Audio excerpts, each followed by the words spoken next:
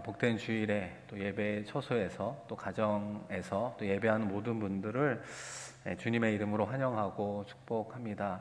오늘이 2020년 12월입니다. 벌써 한 해가 참 빨리 흘러갔구나 생각이 드는데요. 우리 한 해를 좀 뒤돌아보고 또 함께 예배하는 분들과 한번 이렇게 인사 나누면 좋겠습니다. 올 한 해 수고 많으셨습니다. 한번 인사 나눠보겠습니다. 올 한 해 수고 많으셨습니다. 애쓰셨습니다. 또 오늘 예배 가운데 또 임직식이 있습니다. 또 임직하는 분들이 또 앞자리에 앉아 계시긴 하는데요. 우리 한번 옆에 있는 분들과 인사할 때요. 축하드립니다. 한번 인사 나눠보겠습니다. 축하드립니다. 네, 앞에 분들만 서로 축하하고 계시네요. 네.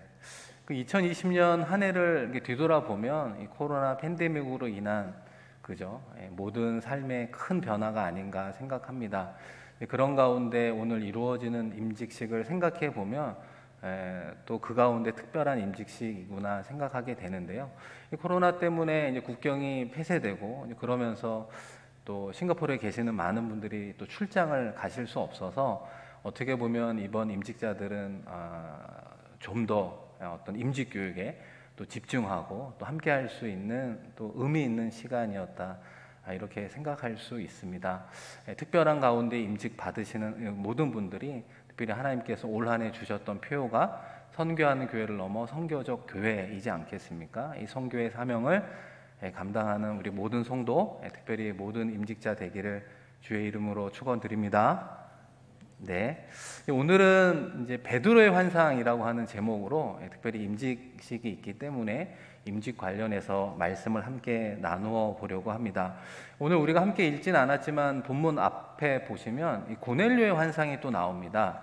환상의 내용은 좀 다르지만 나중에 베드로와 연결되는 부분을 보게 됩니다. 그러면서 고넬료도 환상을 보고 베드로도 환상을 보고 결국 나중에 그것이 통하여 하나님의 선교의 일을 감당하는 것을 보게 됩니다. 그러면서 우리가 어떤 생각이 들까요?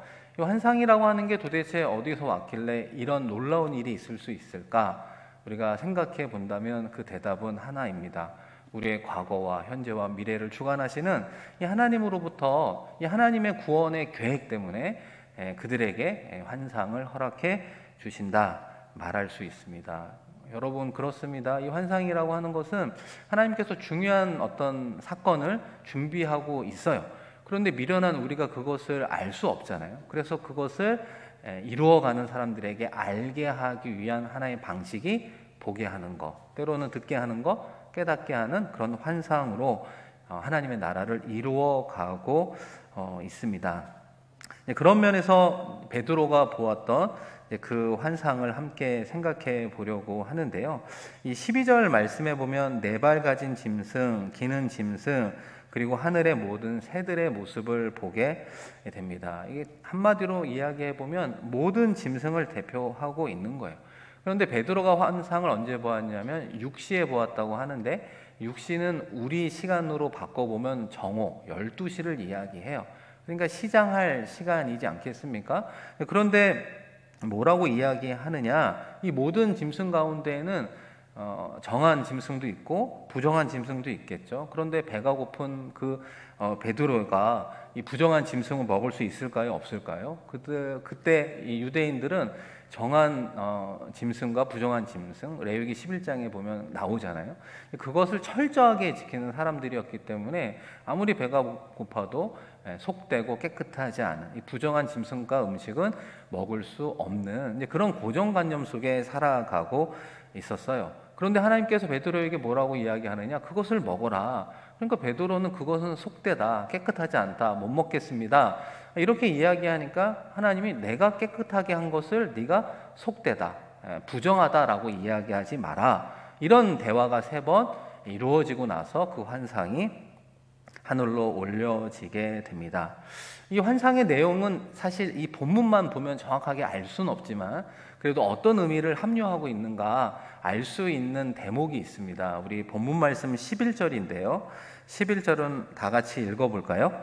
하늘이 열리며 한 그릇이 내려오는 것을 보니 큰 보자기 같고 내 귀를 메어 땅에 드리웠더라.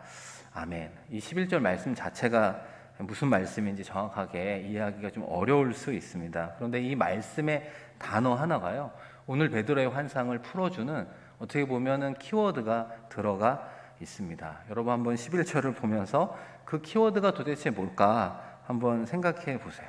하늘일까요? 그릇일까요? 큰 보자기일까요? 무엇일까요? 이 말씀 가운데 저는 뭐라고 생각하느냐, 네라고 하는 단어입니다. 여기서 말하는 네라고 하는 건 숫자 4를 의미하는 거예요.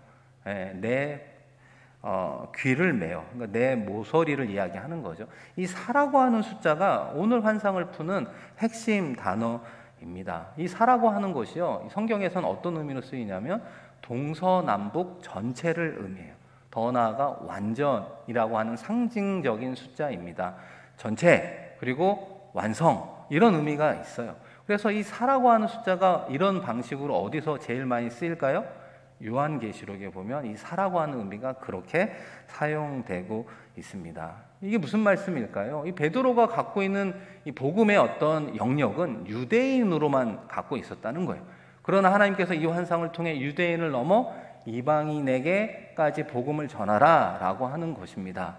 전체로 복음이 흘러가야 완전해진다 라고 하는 것을 말하고 있는 거예요. 우리가 사도행전 1장 8절에 성령이 우리에게 임하시면, 그죠? 예루살렘과 온 유대와 사마리아와 그리고 어디까지요?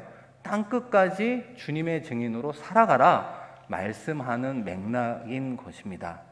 그래서 나중에 말씀을 읽어보시면 베드로와 고넬료가 만나게 되고 베드로가 예수 그리스도의 복음을 전하게 될 때 어떤 역사가 일어납니까? 고넬료를 비롯한 가족들이 성령을 받게 되잖아요. 이 성령을 통해서 하나님의 자녀가 되었음을 베드로가 확인하면서 하나님의 복음은 유대인에게 갇히는 것이 아니라는 거예요. 이방인까지, 땅끝까지 전해지는 공식적인 사건으로 기록되어 있다는 것입니다. 사랑하는 성도 여러분, 그리고 특별히 임직하는 우리 임직자들에게 드리는 첫 번째 교훈은 바로 여기에 있어요. 유대인들에게는 그 당시에 갖고 있는 고정관념, 어떻게 보면 편견, 어떻게 보면 한계가 있었다라고 하는 것입니다.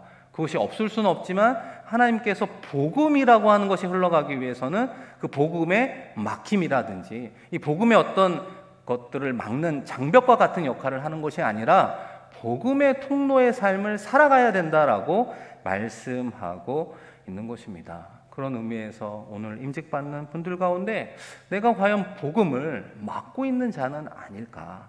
나로 인해서 복음이 혹시라도 막히고 있는 것은 아닌가? 그러나 오늘 말씀은 그것이 아니라 복음의 통로, 그 복음의 통로를 넘어서 축복의 통로까지 하나님께서 나아가기를 원하고 있습니다. 그런 면에서 우리 임직자분들의 마음속에 한번 생각해 보시면 좋겠어요.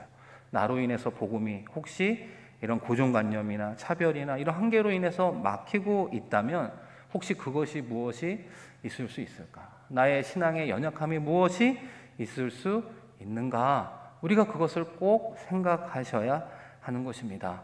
그렇다면 그런 고정관념, 그런 한계, 그런 차별, 그런 연약함, 이런 부분들을 어떻게 우리가 해결하며 나아갈 수 있습니까? 요한복음 8장 32절에 우리 아주 유명한 말씀이 있잖아요. 진리를 알지니 진리가 너희를 자유케 하리라. 여러분, 진리를 알면 자유케 된다. 이 진리가 하나님의 말씀이죠. 예수가 그리스도라는 하나님의 말씀이 머리로만 하는 게 아니라 우리의 가슴으로, 우리의 의지적인 부분까지 영향을 줄 때 우리가 이 모든 고정관념, 우리의 모든 이런 차별, 우리의 모든 한계를 뚫고 깨트리고 변화시키고 복음이 나를 통해 흘러가는 역사가 이루어진다는 것입니다. 첫 번째 드리고 싶은 말씀은 우리 임직자들이 특별히 하나님의 말씀 안에 거하는 분들이 되시면 좋겠습니다. 이 말씀 안에서 하나님의 뜻을 찾고, 이 말씀 안에서 교회 공동체를 향한 하나님의 선한 뜻이 무엇인지를 찾고, 이 말씀 안에서 내가 섬기는 이 봉사의 직분자에게 원하시는 하나님의 뜻이 무엇인가, 그것을 찾고 그것을 깨달았을 때 순종해야 된다라는 것입니다. 직분은 받았는데 들려지는 사람들의 소리에 우리의 중심이 흔들리고 우리의 판단이 흐려지고 그런 것이 아니라 진리인 하나님의 말씀 가운데 나에게 주시는 하나님의 뜻이 무엇인가, 그것을 찾아야 하는 것이죠. 그 가운데 서 있을 때 중심이 흐트러지지 않고 하나님께서 원하는 특별히 싱가포르 한인 교회 공동체를 섬기는 일꾼이 되는 줄로 믿습니다. 주의 말씀 가운데, 진리 가운데 참된 자유를 느끼는 우리 임직자 모든 분들 되기를 축복합니다. 할렐루야. 네, 두 번째는 우리의 미래를 아시는 거잖아요. 이 환상이라고 하는 것이 과거와 현재와 미래, 이 미래에서 온 거잖아요. 그러니까 이 환상은 하나님의 시간으로 본다면 미래를 아시는 분이 준비하면서 우리에게 보여주시는 방식이라고 한다면 그것이 초대교회 때만 사용하는 방식일까요? 그렇지 않다는 거예요. 지금도 동일하게 하나님은 역사의 주관자, 시간의 주관자, 세계의 주관자가 되어주시기 때문에 동일한 방식으로 우리에게 알려주시는 분이에요. 그러니까 우리도 환상을 보고 환상을 듣고 하나님의 음성을 들으며 맡겨주신 일들을 감당해야 되는 것입니다. 그런데 그것을 어떻게 감당했느냐? 특별히 고넬료가 그것을 우리에게 보여주고 있는데요. 구제와 기도를 통해 우리 임직 받으시는 분들만 한번 조금 크게 따라해 주시면 감사하겠습니다. 구제와 기도를 통해. 하기 싫으신 건 아니죠? 네. 구제와 기도를 통해. 이게 너무 단순한 표현일 수 있지만 이 말씀을 기초로 그 다음에 우리는 어떤 삶을 살아가야 되느냐? 구제와 기도, 이거를 꼭 기억하시면 좋겠습니다. 먼저 베드로도요, 언제 하나님의 환상을 보았습니까? 기도하는 시간이에요. 아까 6시가 12시라고 말씀을 드렸잖아요. 유대인들의 시간은 3번 기도하는데 우리 시간대로 표현하면 9시, 12시, 3시 이렇게 이제 시간을 정해서 지붕에 올라갔다라고 하는 건 그 당시 지붕이 우리가 생각하는 이런 세모형이 아니라 평평한 어떤 공간이고 또 바깥 계단을 타고 올라가서 조용하게 기도할 수 있는 공간입니다. 그런 곳에서 기도할 때 베드로가 환상 가운데 하나님의 뜻을 발견하게 되었던 것이죠. 고넬료는 어떻습니까? 우리 사도행전 10장 2절과 3절입니다. 한번 같이 화면을 보면서 읽어볼까요? 그가 경건하여 온 집안과 더불어 하나님을 경외하며 백성을 많이 구제하고 하나님께 항상 기도하더니 하루는 제9시쯤 되어 환상 중에 밝히 봄에 하나님의 사자가 들어와 이르되 고넬료야 하니.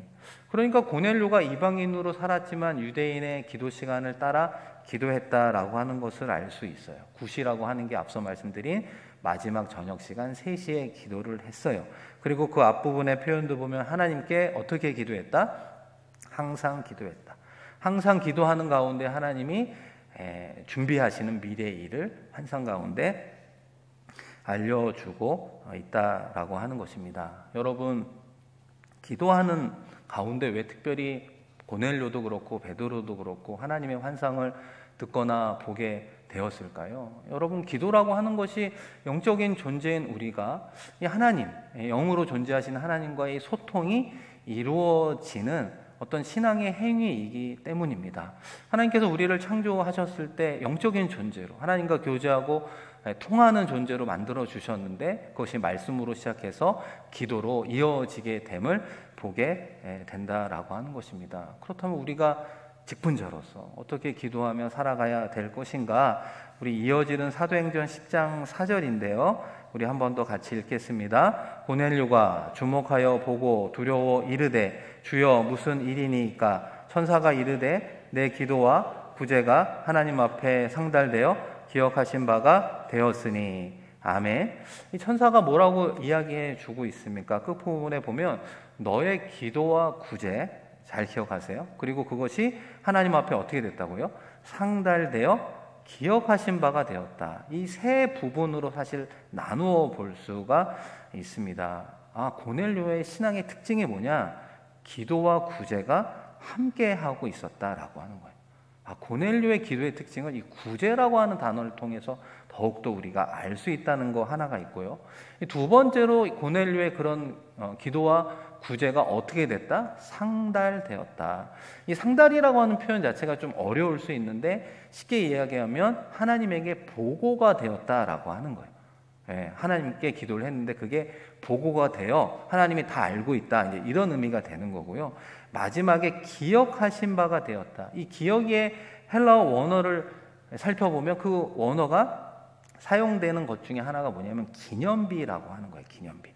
우리가 기념비라고 하는 게 어떨 때 세워가고 있습니까? 어떤 뜻깊은 일이나 훌륭한 인물을 기억하기 위해서 기념비를 세워두고, 기념비를 보면서 그가 하는 일에 어떤 행적이나 좋은 것을 본받기 위해서 우리가 기념비를 세우잖아요. 근데 그것이 하나님에게는 기념비가 됐다는 거예요.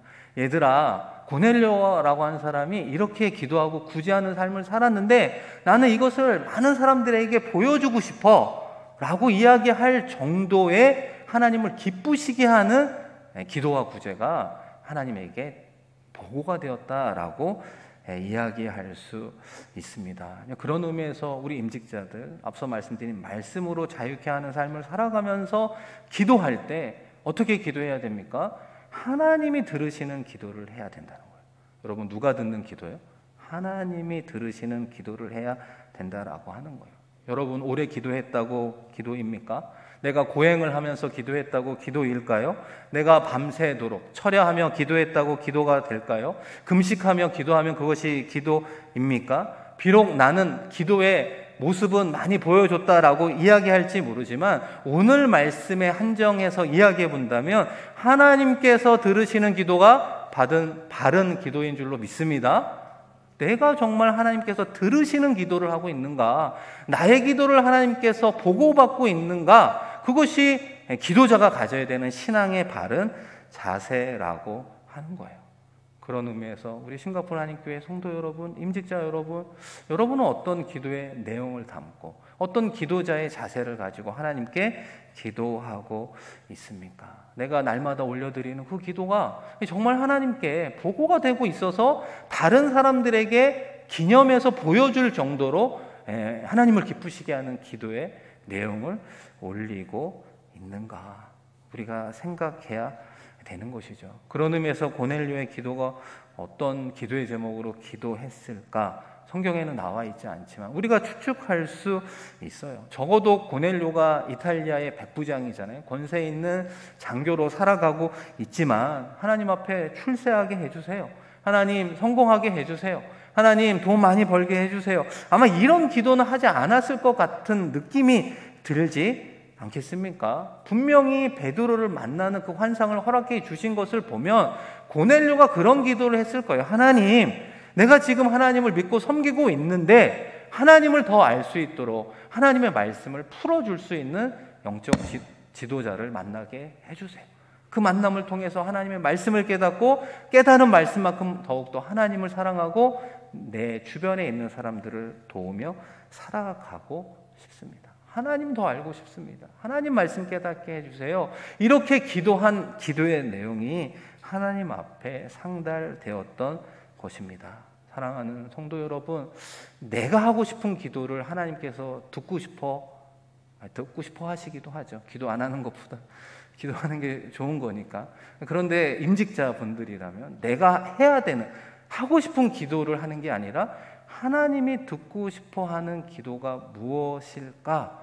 그것을 고민하고 기도할 때 하나님께서 다양한 방식으로 응답해 주신다는 거예요. 고넬료는 베드로를 만나게 되고 베드로를 통해 성령의 충만함의 은혜를 경험하게 되었습니다. 마지막으로 구제가 상달되었다 이야기하잖아요. 이 구제라고 하는 헬라어가 엘레 에모시네라고 하는 긴 말에서 왔는데요. 그 본질이 무엇이냐면 자비로운 마음이라고 하는 의미를 가지고 있습니다. 하나님께서 상달받는, 보고되는 기도와 구제의 공통점이 무엇일까? 자비로운 마음, 긍휼한 마음으로 기도하고 어려운 사람들을 돕는 것이 하나님께 기억이 되더라. 여러분 그렇잖아요. 긍휼 어린 마음, 자비로운 마음의 기도자가 나를 위한 기도, 내 욕심을 위한 기도, 우리의 가정만을 위한 기도, 우리의 자녀만을 위한 기도를 할 수 있겠습니까? 하나님께서 주시는 자비하심과 긍휼함을 갖고 있다면 나의 기도를 내려놓고 어렵고 힘든 이들을 위한 중보기도, 지금 당장 하나님의 은혜 없이는 살아갈 수 없는 사람들을 위한 중보기도로부터 시작될 수 있다는 것이죠. 고넬료의 구제와 기도가 상달되었다라고 하는 건 나를 위한 기도가 아니라 다른 사람들을 위한 기도, 나를 위한 인생이 아니라 어렵고 힘든 이들을 위해서 섬기는 인생이 하나님께 상달되었음을 보게 된다는 것입니다. 오늘 임직받으며 싱가포르 한인교회를 섬기며 나아갈 우리 임직 여러분, 오늘 말씀 가운데 세 가지를 꼭 기억하시면 좋겠습니다. 내 안에 어쩔 수 없는 고정관념은 있을 수 있죠. 편견도 있을 수 있고 내 나름의 연약하고 한계도 있을 수 있습니다. 그런데 그것이 말씀 가운데 거할 때 자유케 하고 그 가운데로부터 자유를 누릴 수 있음을 기억하시면 좋겠습니다. 그리고 앞으로 내가 기도하고 어렵고 힘든 이들을 섬기는 구제의 삶을 살아갈 때 자비로운 마음으로, 국률한 마음으로 감당하겠습니다. 나를 위한 기도와 신앙의 섬김이 아니라 어렵고 힘든 이들을 위해서 기도하고 섬기는 마음으로부터 살아가겠습니다. 결단하고 또 임직받으며 하나님의 나라를 위해 쓰임받는 모든 임직자들, 또 함께하는 모든 성도님들 되기를 주의 이름으로 간절히 축원드립니다. 함께 기도하겠습니다. 하나님 아버지, 오늘 우리에게 복된 날을 허락하시고 특별히 임직식을 통해서 하나님께 영광 올려드리게 하시니 고맙고 감사합니다. 아버지 하나님, 새롭게 임직받는 분들이 아버지 하나님, 내가 갖고 있는 고정관념과 한계와 편견으로 인해서 복음에 막히는 자들이 아니라 복음의 통로, 축복의 통로로 쓰임받을 수 있는 한 분 한 분 되게 하여 주시옵소서. 아버지 하나님, 진리 안에서 하나님의 말씀 안에서 자유케 하여 주시고 고넬료처럼 하나님께 기억되는 기도자, 구제자가 되게 하여 주옵소서. 자비로운 마음, 하나님께서 주시는 국률한 마음으로 나를 위한 인생이 아니라 타인을 위한 인생, 하나님께서 만나게 해주시는 사람들을 섬기는 인생으로 살아가게 하여 주셔서 우리 임직받는 분들의 모든 신앙의 아름다운 행위가 하나님께 상달되게 하시고 기억되게 하여 주시옵소서. 감사드리며 귀하신 예수 그리스도의 이름으로 축복하며 기도드립니다. 아멘.